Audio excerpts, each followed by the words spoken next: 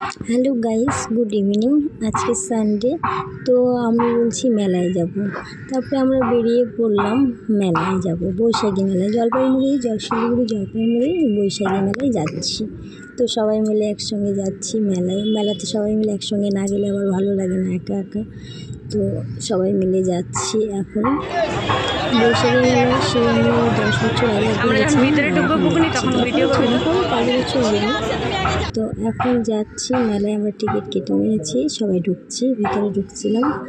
তারপরে মেলায় গিয়ে ভাবছি অনেক কিছু কেনাকাটা করব, বাড়িতেই বলে আসছি যে অনেক কিছু কিন্তু কিনবো। তারপরে মেলায় গিয়ে দেখি যা জিনিসের দাম আর কি বলবো। তারপরে ভাবলাম থাক, বাড়ির কাছে তো বাজার আছে, সেখান থেকেই নিতে পারবো। মেলাতে যা জিনিস বাড়ির কাছে বাজারে তাই জিনিস। তো মেলায় গেলাম, ঘুরছি। আর প্রচণ্ড গরম, রবিবারে এত গরম পড়ছিল, প্রচণ্ড গরম, কী বার বলবো মেলাতে গিয়ে।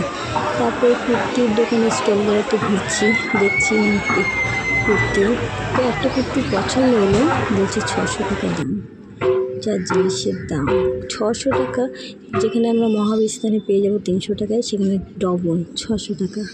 তারপর আর কুর্তি কেনা হলো না। তারপরে এদিকে আশেপাশে ঘুরলাম, মেলাতে দেখলাম। আর খাবার দাবার জিনিসের যে দাম কী বলবো, 50 টাকার উপরে সব কিছু। ওই যে আইসক্রিম যেটা 30 টাকা বাইরে কিনতে পাওয়া যায়, সেটা 50 টাকা, 50-60 টাকা হবে, এরকমই কিছু বলছিল।